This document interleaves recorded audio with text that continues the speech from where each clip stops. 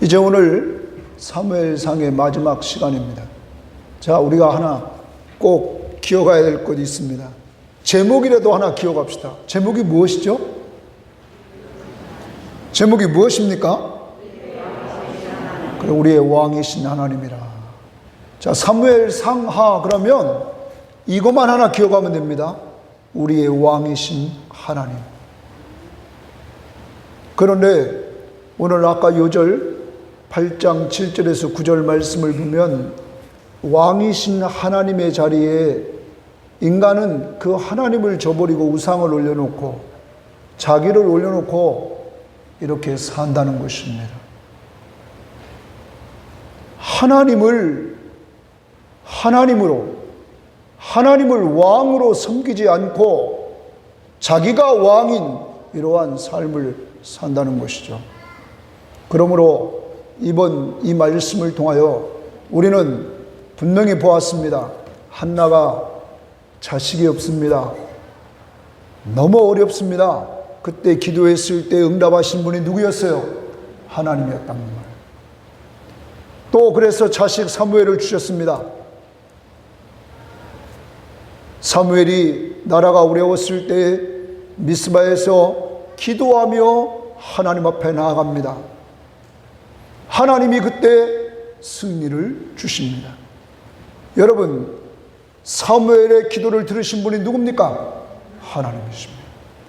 다윗이 등장합니다. 다윗이 어려움 당할 때마다 하나님 앞에 기도합니다. 그에게 하나님이 응답해 주십니다. 진정한 왕이 누굽니까? 하나님이시라. 우리의 삶 가운데 하나님은 우리가 이와 같이 한나나 사무엘이나 다윗과 같이 믿음의 사람들은 하나님을 의지하고 그의 앞에 나와서 예수의 이름으로 기도하는 삶을 살기를 원합니다. 이러한 삶이 곧 하나님의 왕권을 인정하는 삶인 것입니다. 여러분의 삶 가운데 이러한 삶이 있기를 주의 이름으로 축원합니다. 더 나아갑니다. 여러분, 우리는 하나님이 하나님 되심을 인정하고 그가 왕이심을 인정하는 삶 중에 오늘 말씀에서 우리는 하나를 꼭 기억해야 됩니다. 그게 뭐냐면 하나님의 뜻대로 사는 겁니다. 누구의 뜻대로요? 하나님의 뜻대로. 하나님이 왕이시다, 이걸 인정하는 사람의 삶은 자기 뜻대로 살지 않고 하나님의 뜻대로 산다 하는 것입니다. 여러분, 예수가 하나님이심을 인정하십니까? 그러면 누구 뜻대로 살아야 돼요? 주님 뜻대로, 하나님의 뜻대로 살아야 된다는 것입니다. 오늘 여러분과 함께 오늘 26장부터 31장의 말씀을 통하여 이러한 부분들을 나누면서 이제 우리가 하나님의 뜻을 쫓아 예수 믿고 구원받았을 뿐만 아니라 구원받은 우리들이 하나님의 뜻을 따라 삶으로 말미암아 더 풍성한 삶을 누릴 수 있는 성도들이 되시기를 주의 이름으로 축원합니다. 우리의 왕이신 하나님은 계속 하나님의 뜻대로 살기를 원하십니다. 따라서 합시다. 계속 하나님의 뜻대로 살게 하십니다. 여러분과 제가 한 번만 하나님의 뜻대로 사는 것이 아니라 계속해서 하나님은 우리가 하나님의 뜻대로 살기를 원한다는 것입니다. 26장에 보면 10사람들이 등장합니다. 이 10사람들은 하나님의 뜻을 따르지 않는 사람들이었습니다. 왜냐하면 당시에 이 사울이 제사장들을 다 죽였단 말이에요. 85명을 죽이고 그의 가족들을 또 죽였습니다. 여러분, 이 사건을 통하여 주변에 있는 사람들이 사울을 두려워합니다. 그러자 다윗이 10사람들이 있는 곳에 이렇게 피신이 와 있을 때 이 10사람들은 사울에게 고해 바쳐버렸습니다.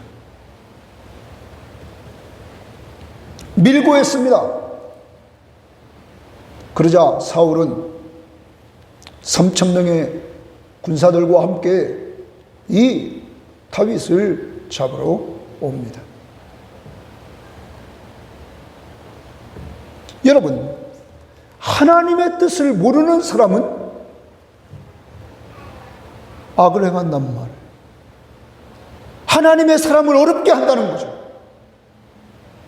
이미 하나님의 뜻은 사울의 왕권을 뺏어서 누구에게 주려고 그래요? 다윗에게 주려고 한단 말이에요. 그러면 누구 편에 서야 돼요? 다윗 편에 서서 하나님의 뜻을 이루어야 되는데 이 10사람들은 사울이 제사장들을 죽이는 걸 보고 두려워서 고해 바쳤단 말이에요. 자, 이러한 가운데 사울이 진치고 있는 것을 다윗이 봅니다. 그리고 정탐꾼을 보내봅니다. 그리고 나서 자기와 아비새라는 장군을 데리고 둘이 적진에 들어갑니다. 적진에 들어가 봤더니 사울은 가운데서 자고 있고 그 자고 있는 옆에는 사울의 창이 꽂혀 있고 물병이 있고 그 다음에 그 주변에 군사들이 들어 누워서 자고 있더라는 말이에요. 이때 다윗과 함께 간 아비새가 다윗에게 말합니다. 다윗이요, 하나님이 주신 찬스입니다. 당신을 대적하는 당신의 원수인 이 사울을 내가 단번에 죽이겠습니다. 이때 다윗이 말합니다. 하나님이 기름 부어서 세운 사람을 죽이는 것은 죄다. 하지 말아라 하면서 죄라고 말하고 그 일을 금합니다. 그리고 그에게서 가지고 있는 창과 물병을 가지고 이제 그것으로부터 빠져나옵니다. 그리고는 멀리 나와가지고 사울의 장군인 아브넬을 부릅니다. 아브넬아, 아브넬아 부릅니다. 너는 죽을 자다. 네가 왕을 보호하러 가서는 왕을 보호하지 못하고 네가 잤다. 너는 죽을 자다. 지금 사울에게 쫓겨서 죽을 자는 다윗인 것 같지만 실제적으로 죽을 자는 너다. 이렇게 말합니다. 그러면서 사울이 그 이야기를 듣습니다. 다윗의 이야기를 사울은 듣고는 네가 다윗이냐 말합니다. 이때 주여, 다윗은 겸손하게 사울 왕에게 주라고 말합니다. 누가 왕을 충동해서 이렇게 나를 죽이라고 합니까? 만약에 하나님이라면 내가 당연히 하나님 앞에 제물이 되겠습니다. 그렇지만 사람이 나를 죽이라고 했다면 그 사람은 저주를 받을 것입니다.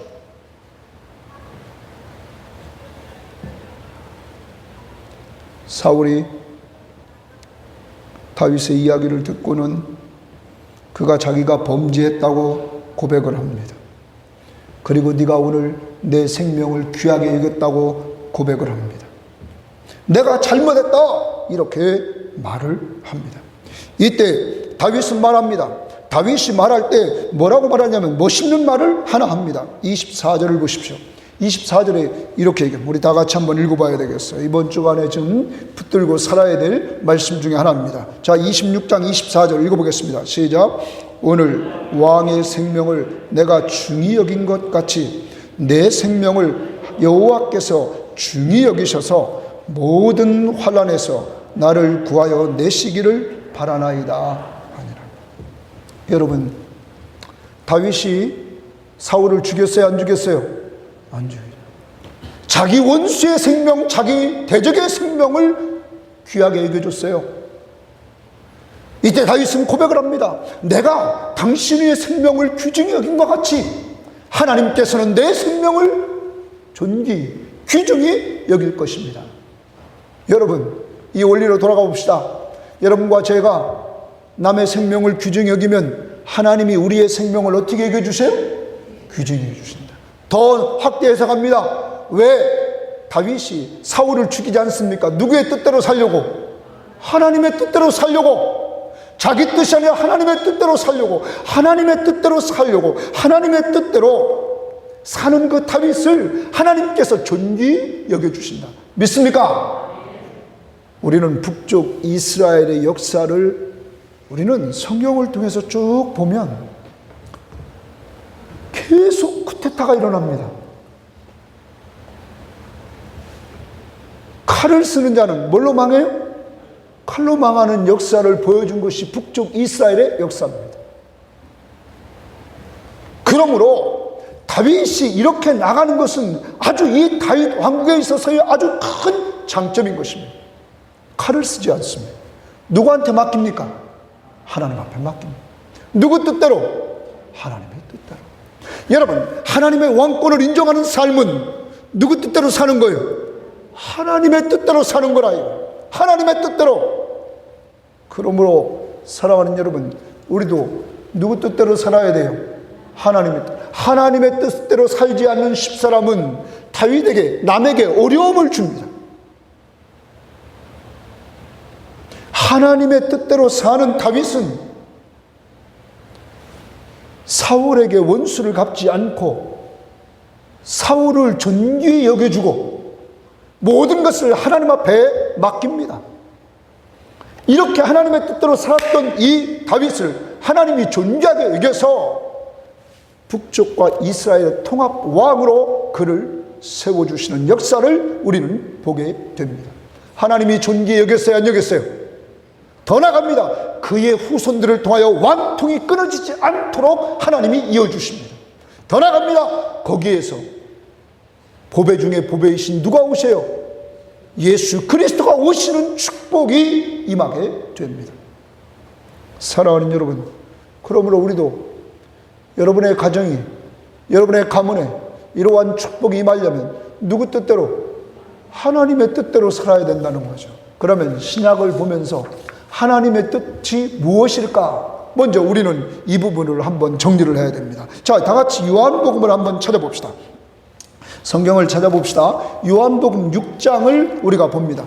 요한복음 6장 우리가 38절 말씀을 다 같이 한번 찾아봅니다. 요한복음 6장 38절에 보면 예수님께서 아버지의 뜻, 하나님의 뜻을 말씀하십니다. 자, 요한복음 6장 38절입니다. 내가 하늘에서 내려온 것은 내 뜻을 행하려 함이 아니요 나를 보내신 이의 뜻을 행하려 함이라. 그러면 나를 보내신 이는 누구예요? 성부 하나님이죠. 성부 하나님의 뜻을 행하려 왔다.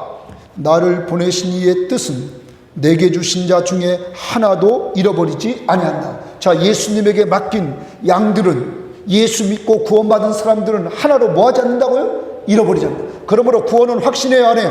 확신합니다. 그 다음 봐요. 마지막 날에 다시 살리는 이것이니라. 마지막 날에 다시 살린다는 말은 무슨 말입니까? 예수님이 재림하시는 그날에 부활체를 입게 하신다, 이 말이에요. 부활 몸을 입게 하신다. 믿습니까? 자, 그겁니다. 그 다음에서 40절에 내 아버지의 뜻은, 자, 거기 줄쳐야 됩니다. 내 아버지의 뜻은 아들을 보고, 아들은 누구예요? 예수님이죠. 예수님을 보고 믿는 자마다 영생을 얻는 이것이니. 하나님의 뜻이 있습니다. 예수를 보고 그를 믿음으로 영생을 얻게 하고 마지막 날에 내가 이를 다시 살리리라. 그럼 우리를 살리는 주체가 누구예요? 예수. 예수 그리스도가 여러분과 저를 마지막 날 재림하셔서 우리에게 부활체를 입고 영육간의 온전한 몸으로 새하늘과 새 땅에 입성을 시킨다는 거죠. 자, 여기 봐야 됩니다.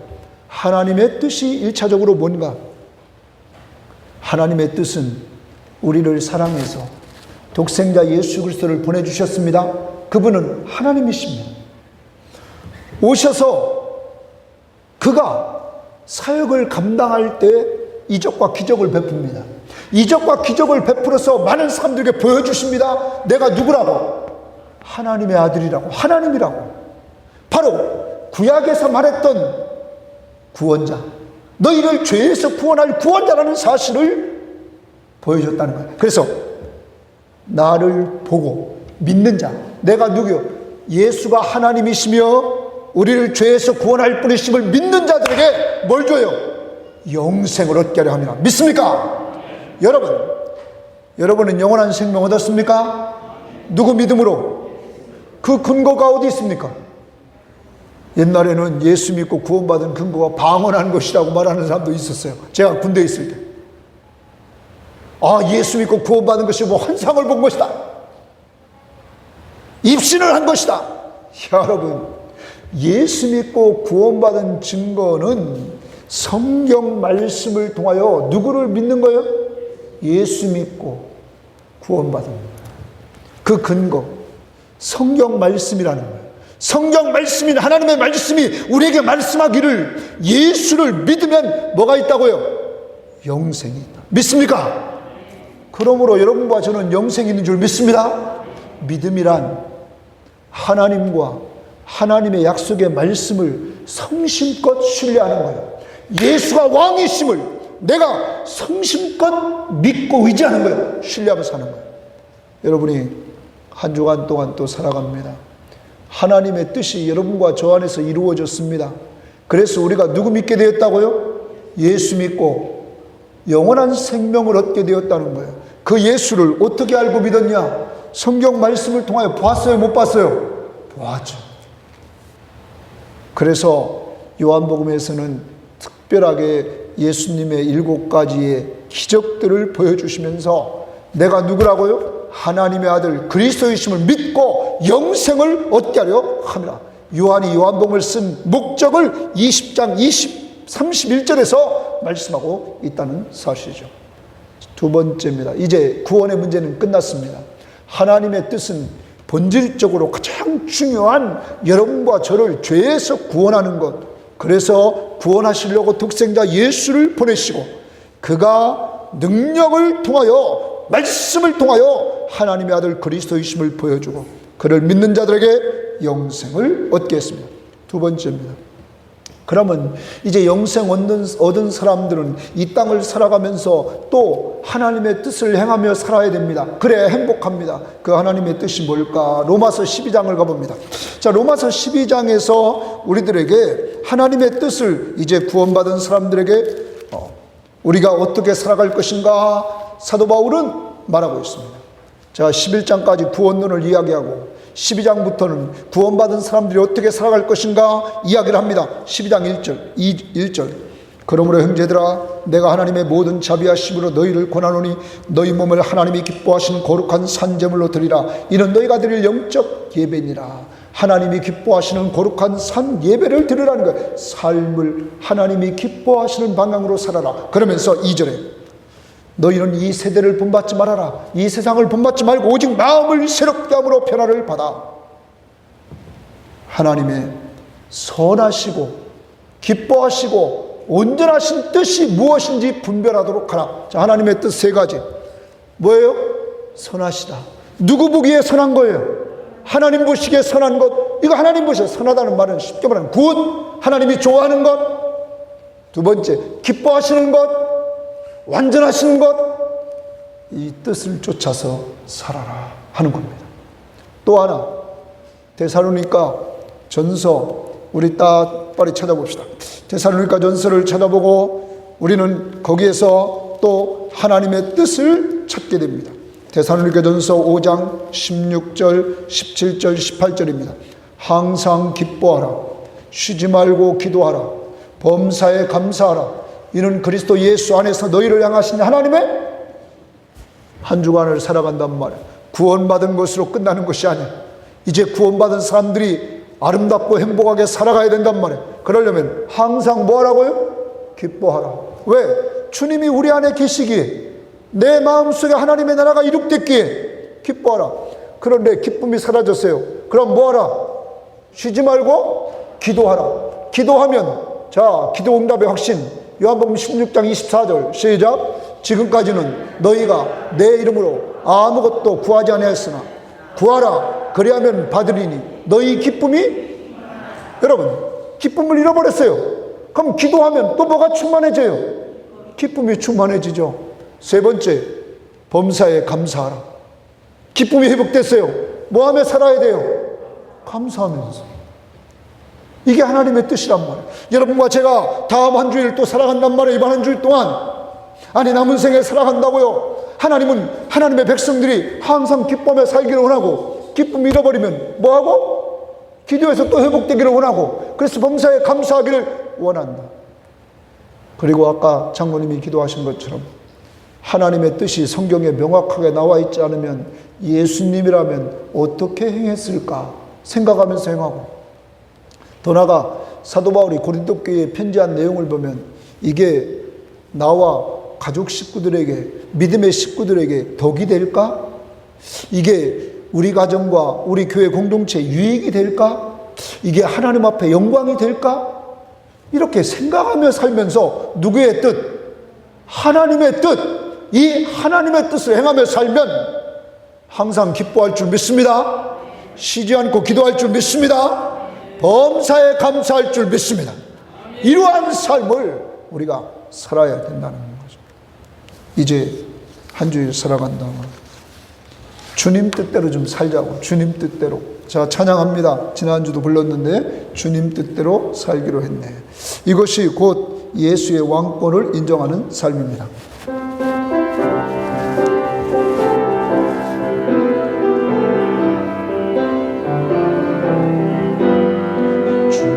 주님대로 살기로 했네. 주님 뜻대로 살기로 했네. 주님 뜻대로 살기로 했네. 뒤돌아서지 않겠네. 다시 한번. 주님 뜻대로 살기로 했네. 주님 뜻대로 살기로 했네. 주님 뜻대로 살기로 했네. 뒤돌아서지 않겠네. 다시 한번. 주님 뜻대로 살기로 했네. 주님 뜻대로 살기로 했네. 주님 뜻대로 살기로 했네. 뒤돌아서지 않겠네. 요새 세상 사람들이, 젊은이들이, 20, 30대 사람들이 요새 어려워졌다고 그러죠. 그 중에 하나가, 지난번에 막 집 산다고 난리를 쳤던 사람들이 금리가 오르니까 이자 부담이 점점 높아져가지고 집은 내놔도 팔리지 않고 이자 부담 높아지고, 지난번에는 집 사가지고 매도 올랐다고 난리인데 이제는 그들이 고민에 빠졌다는 거예요. 이게 주님 뜻대로 사는 자의 모습이라고. 언제나 혼란 속에 삽니다. 혼란 속에. 우리는 하나님이 주신 것 가지고 만족하고 감사하며 살아야 될 줄 믿습니다. 언제나 남 세상 쫓아가는 거 아닙니다. 그래서 아까 로마서 12장 2절에 보면 너희는 이 세대를 본받지 말고. 뭐를 본받지 말라고요? 이 세대를 본받지 말고 오직 마음을 새롭게 함으로 변화를 받아서 하나님의 선하시고 기뻐하시고 온전하신 뜻이 무엇인지 분별하도록 하라. 저는 어렸을 때부터 지금까지 살면서 빚져본 적이 별로 없었던 것 같아요. 왜냐하면 하나님의 은혜인지 몰라도 이렇게 돈을 모아놓고 늘 어렸을 때부터 썼던 것 같아요. 아버지한테 어떻게 쓰는지 돈 받아가지고 다 이렇게 모아놓고 이러고 늘 이렇게 썼어요. 혼자 있으면서 늘 그렇게 썼어요. 그러니까 남한테 돈 꿔가지고 쓴다? 이런 건 별로 생각하지 않았어요. 그러니까 돈에 의해서 쫓긴다? 이런 건 별로 없었죠. 어렸을 때부터 삶이 그렇게 훈련되니까 내가 있는 것 가지고 그 안에서만 뭐 하면 돼요? 쓰면 되죠. 자, 하나님이 늘 결혼 주례를 쓰기 전에 저랑 성경 공부를 안 하면 안 쓰죠. 별로 안 써요. 특별한 거 빼놓고는 안 씁니다. 근데 그때 가르칩니다. 하나님이 많은 걸 주셨는데 왜 내 욕심에 의해서 그걸 누리지 못하느냐. 10년 후에 집을 산다고 많은 걸 얻었는데 맨날 적금만 한단 말이에요. 그래서 맨날 없다 하며 산다고. 그게 하나님이 원하는 삶이에요? 아니라는 거죠. 하나님이 주신 걸 가지고 누리고 남은 것을 뭐 하는 거죠? 저축하며 사는 거. 그래서 하나님이 주신 것은 늘 풍족하구나. 늘 많구나. 이것을 하나님은 누리시기를 원한다는 사실이죠. 지금 한 주간을 또 사는데 세상 사람들이 살아가는 방법 쫓아가지 마시고 주님 뜻대로 좀 살아서 항상 기뻐하고 쉬지 말고 기도하고 범사에 감사가 넘치는 귀한 삶이 있기를 주의 이름으로 축원합니다. 자, 그런데 두 번째 27장에서 28장 2절까지 보면 주님 뜻에서 벗어나면 어렵게 됩니다. 자, 다윗이 그런데 이렇게 사울을 만나고 나서 어느 시점에 대해서 다윗 마음속에 또 뭐가 생기냐면 두려움이 생기는 거예요. 아이고, 안 되겠다. 저가 나를 죽이려고 하는데 안 되겠다. 완전히 피해버리자. 그래가지고 또 어디로 가냐면 이방 나라인 블레셋으로 또 도망갑니다. 이스라엘의 적군인 블레셋으로 가요. 도망가요. 그러자 아기스 왕은 그를 딱 받아들입니다. 왜냐하면 그들을 받아들여가지고 이용해 먹을 수 있으니까. 그는 자기의 장군이었던 골리앗을 물리친 사람이에요. 힘 있는 사람이란 말이에요. 자, 사울이 죽인다는 걸 이제는 어느 정도 감을 알고 딱 받아들여요. 자, 그러자 다윗이 이 가드왕 아기스에게 뭘 요청하냐면 나에게 좀 땅을 달라 이거예요. 우리와 당신과 함께 사는 것보다 우리가 좀 따로 살 수 있도록 땅을 달라고 그랬더니 시글락이라는 곳에 땅을 줍니다. 그곳은 이 블레셋 진영의 남쪽, 유다의 남쪽 진영입니다. 그 땅을 줍니다. 그곳에 가서 다윗이 1년 4개월 동안 이렇게 삽니다. 그런데 그곳에서 그가 전쟁을 합니다. 전쟁을 하는데 그 주변에 있는 그술 사람, 그르스 사람, 그리고 아말렉 사람, 이 사람들을 딱 치고 자기가 친 데 가서는 사람들, 그 동네에 있는 사람들을 다 죽여버립니다. 그리고 노량물을, 짐승들을 가지고 딱 옵니다. 그리고 아기스에게 가서는 뭐라고 보고하냐면 내가 유다 사람도 쳤습니다. 유다 지역을 쳤다. 이렇게 보고합니다. 자, 그러자 이 보고를 받은 이 아기스, 블레셋 왕 아기스는 뭐라고 그러냐면 야, 이제 다윗이 내 편이 되는구나. 왜냐하면 자기 나라 사람을 쳤기에 저가 이제 내 편이 되는구나 해서 다윗을 더욱 신뢰하게 됩니다. 자기 편이 된 것처럼 신뢰하게 됩니다. 그런데 여러분 보십시오. 다윗이 블레셋 왕 아기스에게 거짓말을 했잖아요. 여러분, 이미 하나님께서 22장 5절에 보면 무엇을 우리들에게 말씀해주고 있냐면 다윗이 모압 땅으로 이렇게 피신했을 때 선지자 갓이 뭐라고 그러냐면 이곳에서 떠나 다시 빨리 가나안 땅으로 들어가십시오. 이렇게 선지자 갓이 이야기를 합니다. 그럼 하나님의 뜻은 어디에 있는 것이 뜻이냐면 하나님의 약속의 땅에 있는 것이 뜻이란 말이에요. 그런데 그것으로부터 나왔다, 이게 불신앙이죠. 왜냐하면 하나님이 지금까지 다윗을 보호해줘서 다윗이 살았지, 예? 사울이 밀어내서 다윗을 못 잡은 것도 아니고 다윗이 똑똑해서 피한 것도 아니고 누가 지켜줘요? 하나님을 불신앙한 거죠. 불신앙에서 도망 나오니까 그 다음 따라오는 것이 거짓말입니다. 거짓말. 자꾸 죄를 지게 되는 거죠. 돌아갑니다. 우리가 보면 블레셋 사람들이 이스라엘과 전쟁을 한다는 거예요. 그래서 아기스 왕이 뭐라고 그러냐면 다윗에게 말합니다. 나와 함께 전쟁에 참여하자는 거예요. 그럼 봅시다.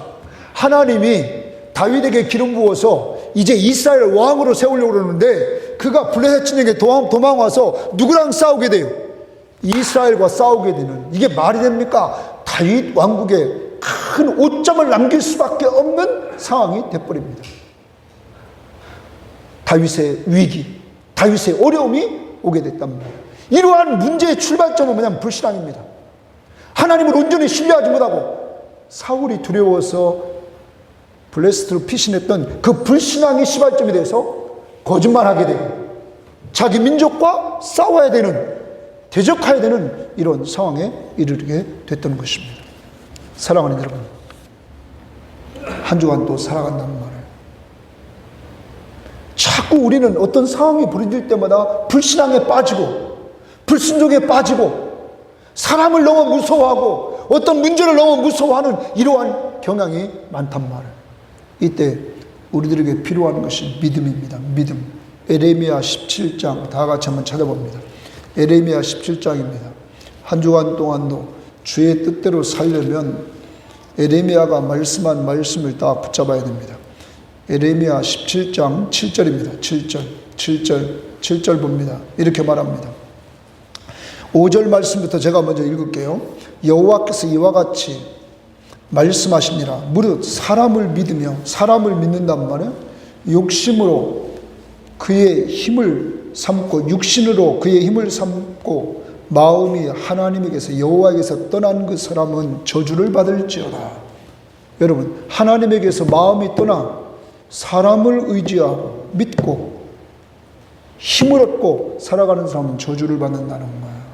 그 다음, 그런데 7절입니다. 그러나 무릇 여호와를 의지하며 여호와를 의뢰하는 그 사람은 복을 받을 것이다. 의지하고 의뢰한다는 말은 같은 말을 두 번 써서 강조한 거예요. 하나님을 의지하는 사람은 뭘 받아요? 복을 받는다. 그러면서 이렇게 얘기합니다. 그는 물가에 심겨진 나무가 뿌리를 강변에 뻗치고 더위가 올지라도 두려워하지 않고, 거기 두려워하지 않고 동그라미칩니다. 여러분, 하나님을 의지하는 자에게는 뭐가 사라져요? 두려움이 사라진단 말이에요. 어려움이 올 때, 어려움이 올 때 더위가 와도 두려워하지 않고, 그 다음 보십시오. 그 입이 청청하며 가무는 해에도 걱정이 없고 동그라미칩니다. 가무는 해에도 뭐가 없어요? 하나님을 의지하고 사는 사람은 두려움이 없고 걱정이 없다는 거예요. 앞부분에서 다윗이 하나님을 의지해서 힘을 얻었잖아요. 용기를 얻었잖아요. 사랑하는 여러분, 그리고 그 다음 마지막 보십시오. 결실이 그치지 아니함 같으니라. 누구를 의지하는 자가? 하나님. 결실에 동그라미 쳐요. 그러면 소극적으로 두려움도 없어지고 걱정도 없어지고 뭐가 있어요? 열매가 가득하다. 누구를 의지하는 것? 하나님을. 신약처럼은 누구 믿는 것? 예수 믿는 것. 한 주간을 산다고요. 세상의 상황, 벌어지는 상황은 우리를 힘들게 해요. 그렇지만 꼭 기억하자고요. 하나님이 힘든 상황을 주시는 목적은 누구 의지하라고? 하나님, 왕 되신 하나님, 왕 되신 예수 믿고 의지하며 살라는 사인이란 말이에요. 사인. 그래서 찬송가 379장 보십시오. 379장, 찬송가 379장 한번 우리 봅니다. 379장 2절을 불러봅니다. 2절. 379장 2절입니다.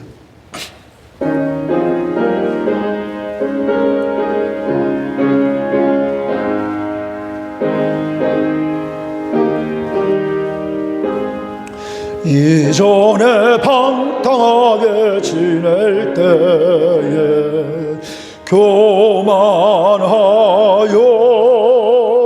맘대로 고집하던 이 죄인 사하소서.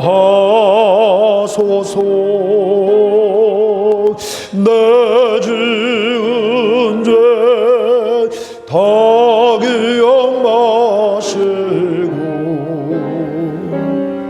저 뜻대로 늘 주장하소서. 다시 한번. 이전에 방탕하게 지낼 때에 교만하여 맘대로 고집하던 이 죄인 사소서.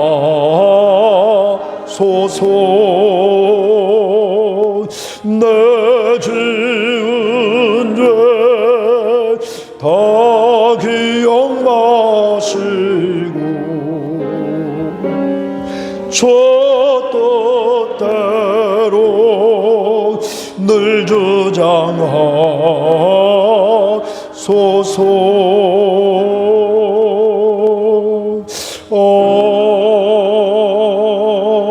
아멘. 옛날에 방탕하게 살 때는 교만하여 내 맘대로 살았다.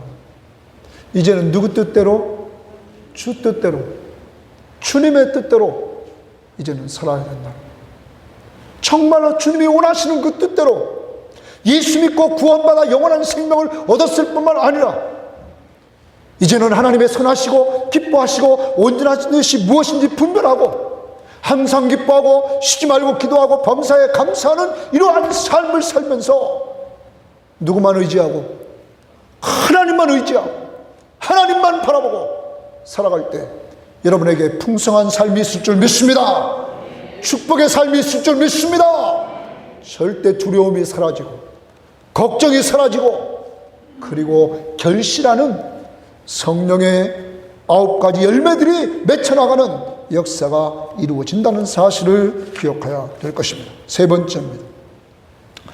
28장부터 31장은 우리의 왕이신 하나님은 다윗의 대적들을 물리쳐 주십니다. 자, 대적들을 물리쳐 주십니다.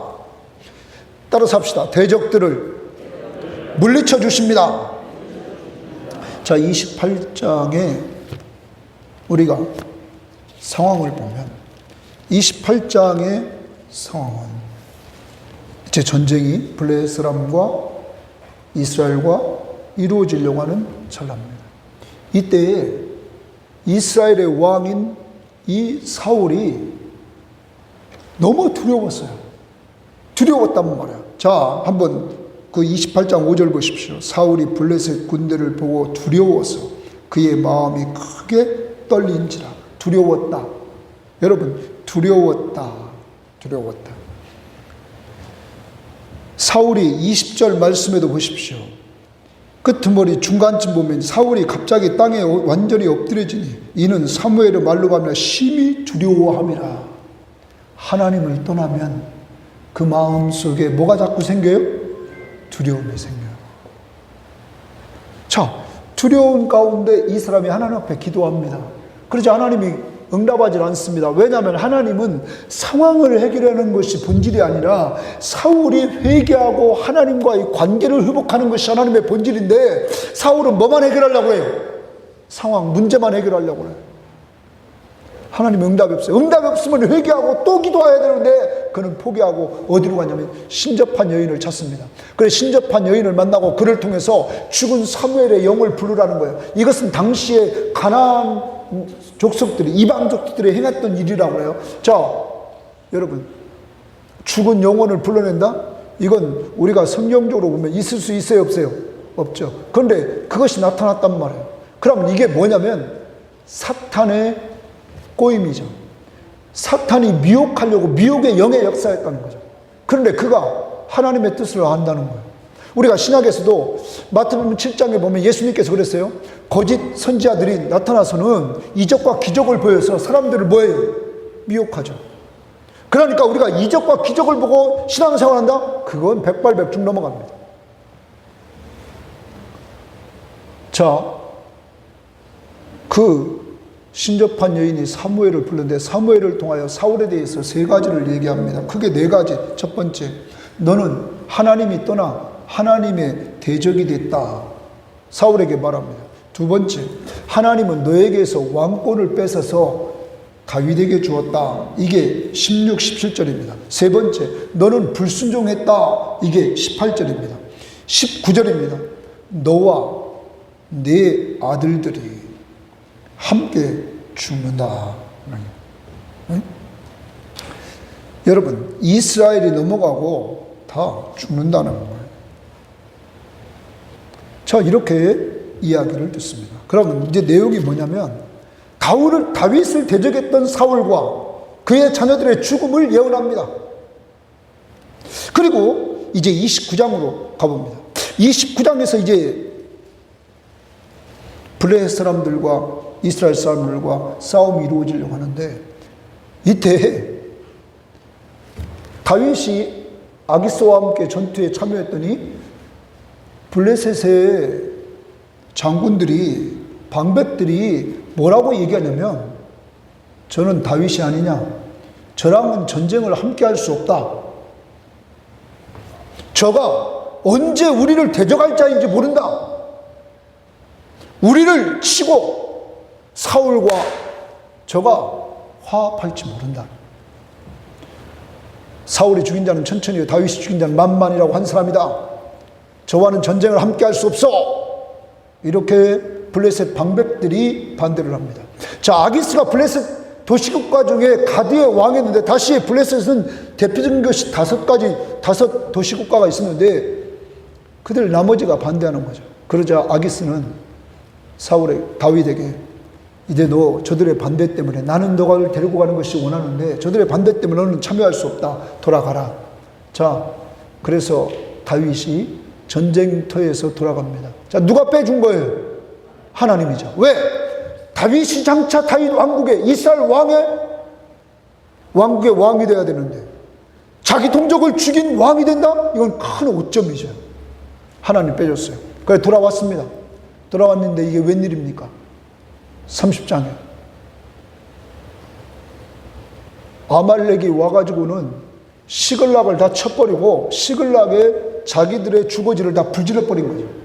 그리고 산 사람들을 다 포로로 끌고 간 거예요. 이때 사람들이 다 막 엉엉엉 웁니다. 다 울어요. 왜? 처자식들이 다 없어져 버렸어. 그리고 그들이 돌을 들어서 다윗을 치려고 합니다. 죽이려고 한단 말이에요. 이때 다윗이 하나님만 의지합니다. 그때 하나님이 힘을 주십니다. 용기를 주십니다. 누구만 의지할 때?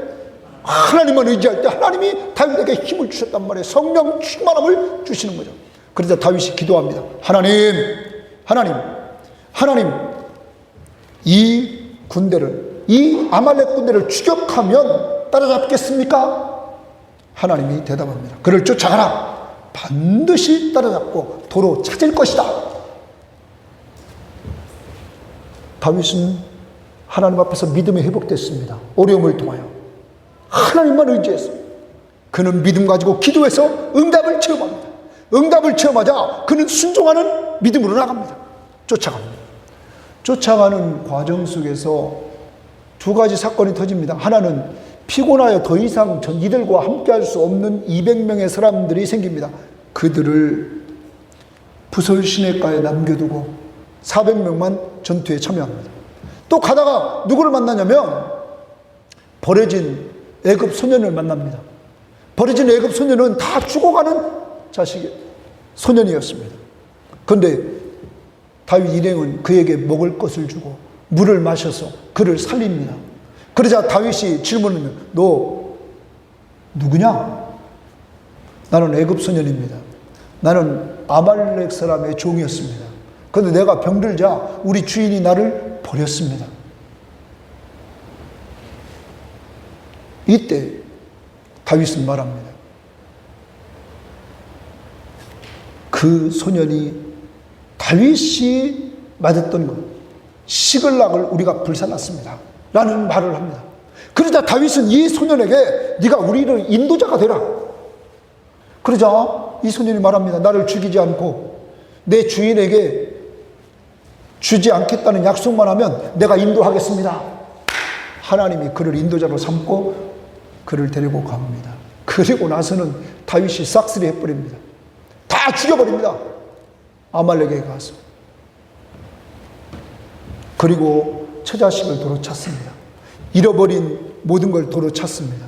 그리고 아말렉이 가지고 있는 그 재물들을 다 가지고 와서 전리품으로 삼습니다. 또 문제가 생깁니다. 사람이 모여있는 곳은 언제나 문제가 생깁니다. 이것을 가지고 승리해서 돌아오는데 200명 지쳐서 소유물을 지키고 있던 200명이 합류합니다. 이때 전투에 참여했던 400명 중에서 아주 불량하고 악한 자가 있었습니다. 그가 이렇게 얘기합니다. 다윗이요, 저들에게는 처자만 돌려주십시오. 그리고 나머지 탈취물은 저들에게 주지 맙시다. 이렇게 얘기합니다. 다시 말하면 이것을 오늘날 세상의 원리로 돌아가면 보상의 원리입니다. 전쟁터에 가서 목숨 걸고 전쟁한 사람들만 탈취물을 가집시다. 보상을 받읍시다. 전쟁에 참여하지 않고 이렇게 지쳐서 남아있던 사람들은 주지 맙시다. 이겁니다. 이게 세상의 보상의 원리죠. 자, 운동선수도 그러는 것 같습니다. 승리를 위해서 많은 부분 시간을 운동을 뗐단 말이에요. 게임을 뗐단 말이에요. 그럼 그에게 더 많은 보상을 하고, 게임을 별로 안 뛴 후보자들에게는 보상을 덜하고 이게 세상의 원리죠. 그런데 다윗은 그 이야기를 듣고는 뭐라고 그러냐면 아니라는 거예요. 이렇게 얘기합니다. 전쟁에서 우리를 보호하신 분이 하나님이시고 전쟁에서 우리를 블레셋을 우리에게 넘겨서 우리가 승리케 하신 분도 하나님이시고 전쟁의 탈출물 모든 탈출물이 주의 것이다. 하나님의 것이다. 그러므로 하나님의 은혜로 우리가 보호받고 하나님의 은혜로 승리했고 하나님의 은혜로 이것을 얻었으니 공평하게 나누자. 그래서 똑같이 나누게 만듭니다. 지쳐서 소유물을 지킨 200명이나 전쟁에 참여했던 400명이나 공평하게 나눕니다. 이게 하나님의 나라의 원리입니다. 여러분, 교회는 하나님의 나라요 아니에요? 하나님의 나라죠. 하나님의 나라는 세상과 달라야 된다는 거죠. 공평한 원리. 그래서 늘 예수님을 닮아서 나보다는 남을 생각하면서 우리가 살아야 된다는 사실을 말해줍니다. 더 나갑니다. 다윗은 전쟁과 아무 관계없는 유다 지역의 자기 친구 장로들에게 이 탈출물을 일부 다른 어떤 번역 성경에 보면 조금씩 나누어 줍니다. 그런데 그 나누어 주면서 뭐라고 그러냐면 이것은 여호와의 원수에게서 탈취하는 것이다. 하나님이 우리에게 주신 이 귀한 전리품을 내가 선물한다. 누구를 높였어요? 하나님을 높이면서 하나님이 우리에게 승리를 주셨다고 하면서 하나님의 이름을 높이며 나눕니다. 그리고 31장으로 들어갑니다. 전쟁이 이루어집니다. 블레셋과 이스라엘과 전쟁이 이루어지는데 첫 번째, 이스라엘 군인들이 도망갑니다. 도망가. 그러다가 잡혀 다 죽습니다. 두 번째, 사울의 아들들, 세 아들들이 죽습니다. 세 번째, 누가 적군이 화살을 쐈는데 사울이 화살을 맞고 중상을 입고 있습니다. 그러자 죽을 것 같으니까 뭐라고 그러냐면 자기 병기든 자, 자기 전속 부관에게 나를 죽여달라. 저 할례받지 못한 자들에게 죽는 것은 모욕이다. 나를 죽여달라고 그러자 그가 죽이지 못합니다. 이때 그는 칼을 꺼내서 자기가 자결해서 죽습니다. 그 자결해 죽는 것을 보고는 그 옆에 무기 들고 있는 사람도 똑같이 자결해 죽습니다. 그래서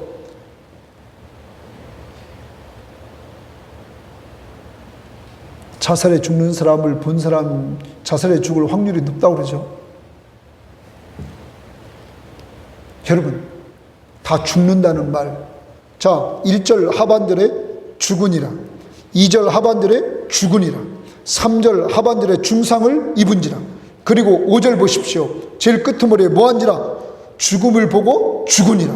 그리고 6절도 보십시오. 뭐하더라? 죽었다. 이렇게 동사로 끝납니다. 다 죽었다.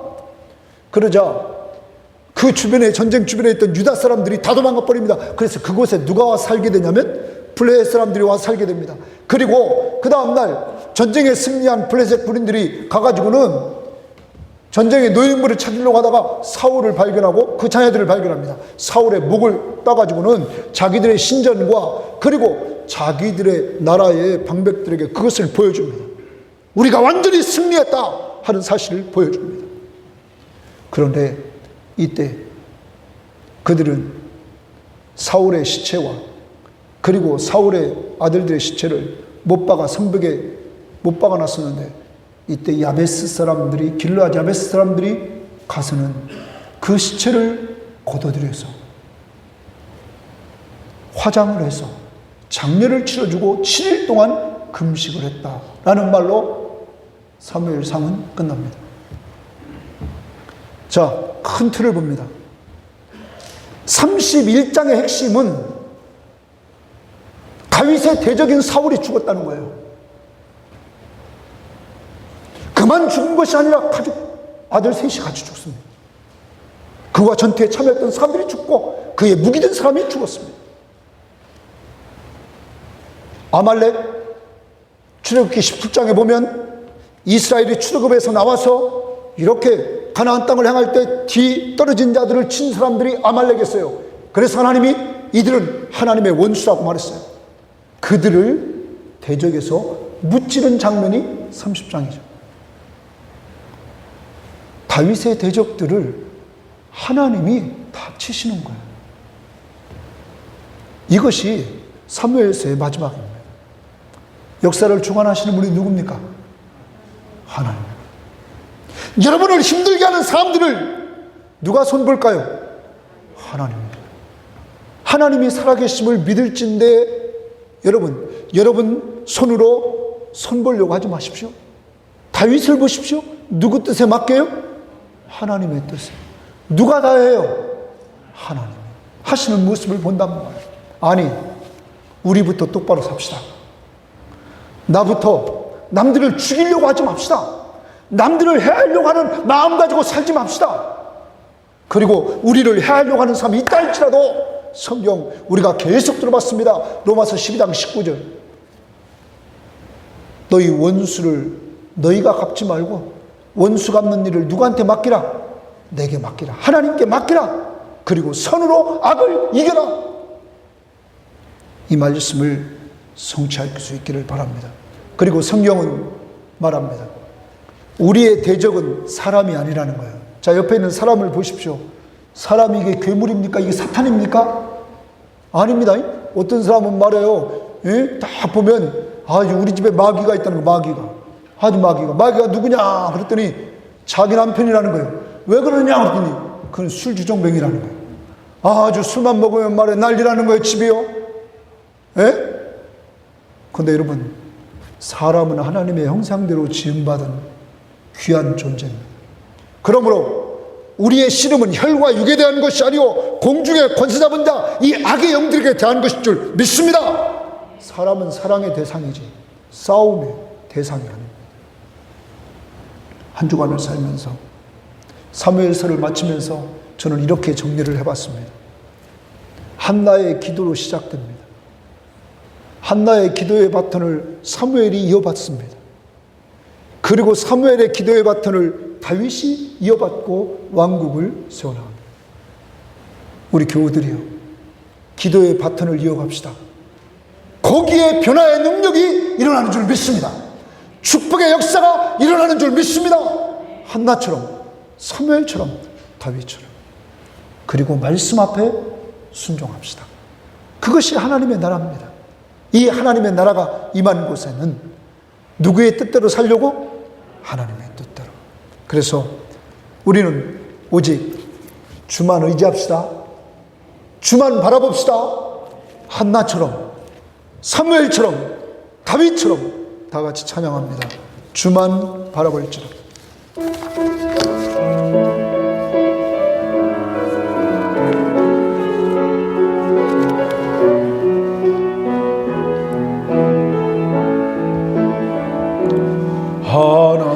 하나님의 사랑을 사모하는 자, 하나님의 평안을 바라보는 자, 너희의 모든 것 창조하신 우리 주님이 너를 얼마나 사랑하시는지. 아멘. 하나님께 찬양과 경배하는 자, 하나님의 선하심을 닮아가는 자, 너희의 모든 것 창조하신 우리 주님이 너를 찬양 삼으시. 아멘. 하나님 사랑의 너를 어느 때나 바라보시고, 하나님인 자 한 그로서 언제나 너희에게 기울이시는 어둠에 밝은 빛을 비춰주시고, 너희의 작은 신음에도 응답하시니 너는 어느 곳에 있든지 주를 향하고 주만 바라볼지. 하나님 사랑의 눈으로 하나는 사랑의 너를 어느 때나 바라보시고 하나는 인자한 그로서 언제나 너희에게 기울이시는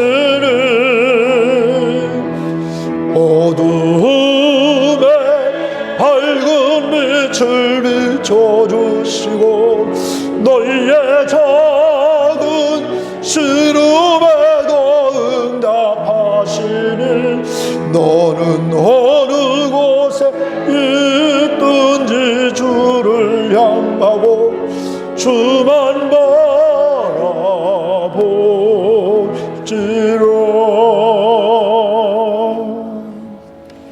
이 시간 먼저 회개합니다. 주만 바라보며 살지 못하고 내 뜻대로 내 방법대로 살았던 나를 용서해 주옵소서. 자식이 없어 주만 바라보았던 한나처럼, 이스라엘이 영적 정치적으로 너무 어두워서 주만 바라보았던 사무엘처럼, 주변에 아무도 의지할 사람 없어서 주만 바라보았던 다윗처럼, 주여 이제 주만 바라보고 살게 하옵소서. 하나님의 뜻대로 예수 믿게 하심을 감사하고 이제는 주의 뜻대로 주님 선하시고 기뻐하시고 온전하신 뜻대로 항상 기뻐하고 쉬지 말고 기도하고 범사에 감사하는 삶을 살게 하옵소서. 우리의 문제를 해결해 주시옵소서. 다 같이 기도하십니다.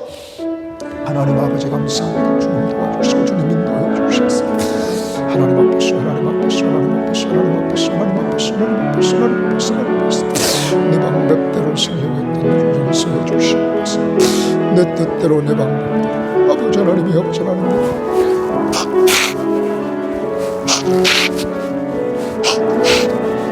도와주시옵소서. 아버지 도와주시옵소서. 하나님 아버지 하나님 아버지 하나님 아버지 하나님 아버지 하나님 아버지 하나님 아버지 용서해 주시옵소서. 한 주를 사랑하시는 주님 앞에서 주님 앞에서 이렇게 하나님 무엇보다 감사하고 감사하시고 정말 내 자신의 예수를 믿고 영생하게 되길 감사합니다. 하나님의 뜻대로 주님께서 정말 안주원을 사랑하시 정말 신부님이 없사오니 주께서 도와주시고 주님 인도해 주시옵소서. 하나님 역사해 주시고 하나님 이끌어 주시고 하나님 인도해 주시옵소서. 아버지 하나님 말씀하시고 하신 뜻이 무엇인지 분별하며 살 수 있도록 인도해 주시옵소서. 하나님 도와주시고 하나님 인도해 주셔서 항상 기뻐하고 쉬지 말고 기도하고 범사에 감사하는 역사에 이루어지기를 원합니다. 오 주여 도와주시옵소서. 오 주여 도와주시옵소서. 주님 인도해 주시옵소서. 하나님 아버지 나와 같이 아버지 사무엘과 같이 다윗과 같이 오직 주만 바라보며 살아가실 수 있는 여인을 내게 하옵소서. 주만 바라보며 살아가실 수 있도록 인도해 주시옵소서. 아버지 하나님의 아버지 기도하는 사람 되게 하시고 주님만 수업당하는 사람들 되게 하시고 온전히 주만 바라보며 살아가실 수 있는 믿음의 심령이 될 수 있도록 은총 베풀어 주시옵소서. 하나님 앞에 영광 돌리게 하옵소서. 오 주여 감사합니다. 지금은 우리 주 예수 그리스도의 은혜와 하나님의 사랑하심과 성령의 교통하심이 계속 하나님의 뜻대로 살기를 원하며 원수를 갚지 않고 원수를 위해 축복해 주는 자들이 되기를 원하며 한나처럼 사무엘처럼 다윗처럼 주만 바라보며 기도하는 자 되기를 원하며 하나님의 말씀 앞에 순종하는 자들이 되어서 하나님의 왕되심을 인정하는 삶을 살기로 다짐하고 출발하는 모든 신명들 머리머리 위에와 가정과 직장과 사업터전 위에 이제로부터 영원토록 함께 있을지어다. 아멘.